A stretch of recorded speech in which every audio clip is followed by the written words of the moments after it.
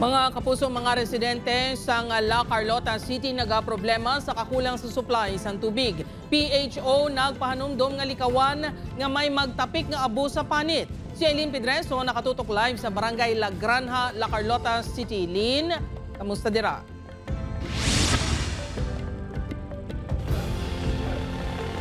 Jert, mga kapuso, wala na nasundan pa ang explosive eruptions ng Mount Calaon. Humalis ang naglupok ini kahapon sang aga.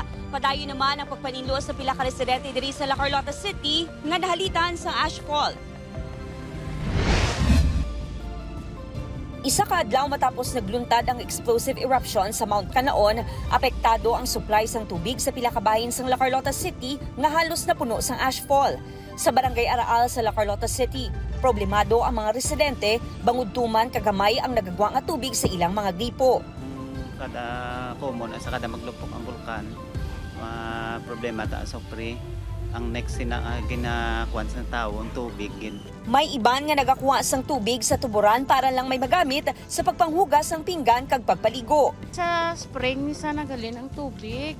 Ti okay man gani kay daw wala man gid sa naglubog.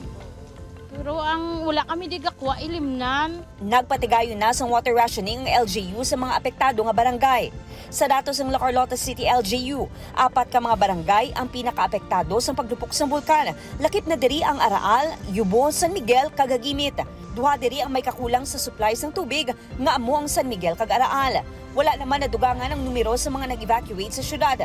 Madumduman nga 16 ka mga individual ang nag-evacuate matapos naglain ang pamatsyag matapos nakaklo sa asupre. Sunod sa Provincial Health Office, importante nga may proteksyon sa baho sang asupre, gani ginarekomendar ang pagsuksok sang face mask kag dikawan ang pagwa sa panimalay.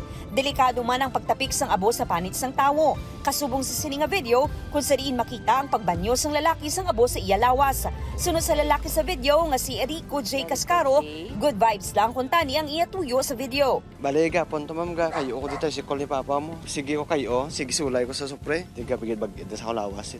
Banyos naman to eh. Di okay naman sa ako may reaction sa akong lawas. Apang sunod sa PHO. Pwede may arala kami na advisory regarding sa ikawan mo ginapan mga cause.